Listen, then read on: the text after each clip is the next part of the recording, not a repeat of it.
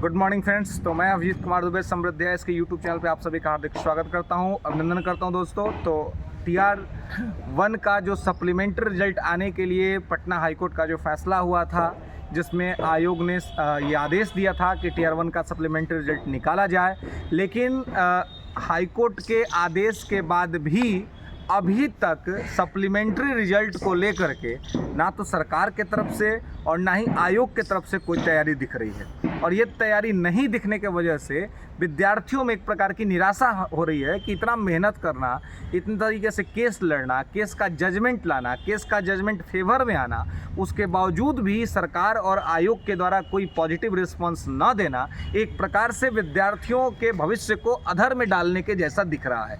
जो विद्यार्थी आशान्वित थे, खुश हो रहे थे कि भाई अब सप्लीमेंट्री का रिजल्ट आ गया, अब तो सप्लीमेंट्री पर वर्डिक्ट आ गया हाई कोर्ट का, तो अब सरकार रिजल्ट रिलीज करेगी, जो है सो आयोग इस पर काम करेगा, लेकिन फिलहाल ऐसा कुछ देखने को नहीं मिला।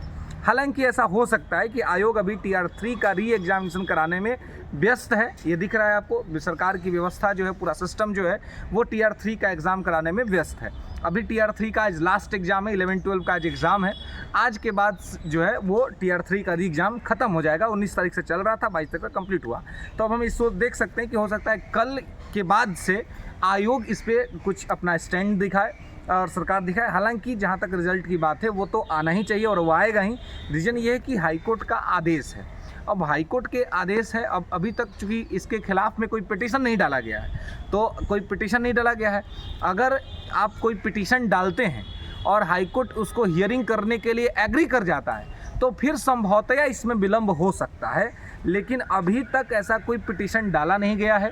तो जो आयोग का जो हाईकोर्ट का आदेश है वो आयोग को मानना पड़ेगा। तो अब ये इधर क्योंकि 18 तारीख को फैसला आया और 19 से एग्ज़ाम शुरू हो गया, ये आप समझिएगा।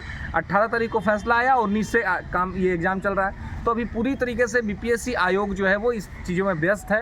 अब कल के बाद से आयोग एग्ज़ाम से फ्री हुआ है तो होगा, तो संभव है कि इस पर कोई एक्शन ले। और हम ये ज़रूर चाहेंगे और हमारे सभी विद्यार्थियों के हित के लिए कि आयोग जो है वो इस पर अपना स्टैंड क्लियर करे और रिजल्ट ले आए। स्टैंड क्लियर ही ना करे बल्कि रिजल्ट ले आए। जिन विद्यार्थियों का जो है एक आध नंबर से रिजल्ट छूटा हुआ है या और उस वैकेंसी में TR1 में सीटें तो खाली ही हैं, तो TR1 में जब सीट खाली है तो वहाँ पर वही कोर्ट ने भी कहा है कि सीट खाली है तो उसको कैरी फॉरवर्ड करने की आवश्यकता नहीं है। उसी वैकेंसी में जो खाली सीट है, जो फर्जी शिक्षक बहाल हो गए तो उनको जो निकाला गया, इस वजह से भी जो सीटें खाली हुई, तो 1 to 5 के लिए जो वर्डिक्ट है उसको जल्द से जल्द जो है वो सरकार और आयोग इसको लागू करे और इस पर काम करे, है ना। तो ये जब तक इसको नहीं किया जाएगा तो अब विद्यार्थियों के लिए ठीक बात नहीं होगी।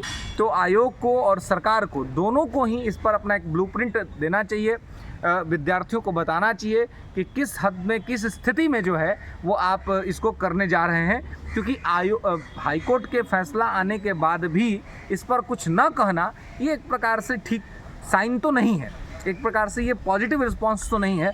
तो लेकिन अगर हमारे देश में न्यायिक व्यवस्था है और न्यायिक व्यवस्था में हम इसीलिए जाते हैं, जब हमारे साथ कोई अन्याय होता है, जब हमारे साथ कोई इनजस्टिस होता है तो हम जस्टिस के लिए जुडिशरी के पास जाते हैं और जुडिशरी अपना वर्डिक्ट देती है। तो जब जुडिशरी ने स्टूडेंट के फेवर में अपना वर्डिक्ट दिया है तो ये सरकार को कहीं ना कहीं ये इन्फोर्सेबल है, सरकार को बाध्यकारी है, सरकार को उसको मानना पड़ेगा। हाँ, अगर सरकार इसको रिव्यू पिटीशन के लिए जाती है और अगर रिव्यू पिटीशन एक्सेप्ट हो जाता है तो संभवतया इसमें थोड़ी और विलम्ब इसका जो है सो हो सकता है। लेकिन फिर भी सरकार जो है अगर रिव्यू पिटीशन के लिए अभी तक तो गई नहीं है, तो ऐसी स्थिति में ये पॉजिटिव भी हो सकता है कि अब जब से TR3 का ये री एग्ज़ाम कंप्लीट हो तो उसके बाद सरकार जो है सो कुछ अपना पॉजिटिव रिस्पॉन्स दिखाए या आयोग अपना पॉजिटिव रिस्पॉन्स दिखाए। हालांकि आयोग ने स्टार्टिंग से ही एक ये रिस्पॉन्स दिखाया। अभी पीछे जो प्रेस कॉन्फ्रेंस किया था उसमें भी आयोग के जो रिस्पॉन्स सप्लीमेंट्री रिजल्ट को लेकर के देखे थे वो बहुत पॉजिटिव तो नहीं दिखे थे।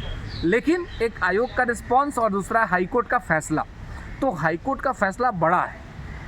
आयोग के रिस्पॉन्स और हाईकोर्ट के फैसले में अगर आप कंपैरेटिवली तुलना करें कि कौन बड़ा है, तो हाईकोर्ट बड़ा है, हाईकोर्ट के फैसले बड़े हैं।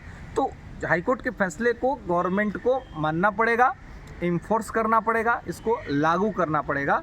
तो ये हम चाहते हैं कि ये जल्द से जल्द ये सारी चीज़ें हों और विद्यार्थियों के हित में जो फैसला हुआ है उसको प्रैक्टिकल के तौर पे इम्प्लीमेंट किया जाए और सप्लीमेंट्री रिजल्ट के लिए सरकार जो है सो काम करे, आयोग काम करे, आयोग हाईकोर्ट के आदेश की अवहेलना न करे और विद्यार्थियों के भविष्य के साथ अन्याय न करे।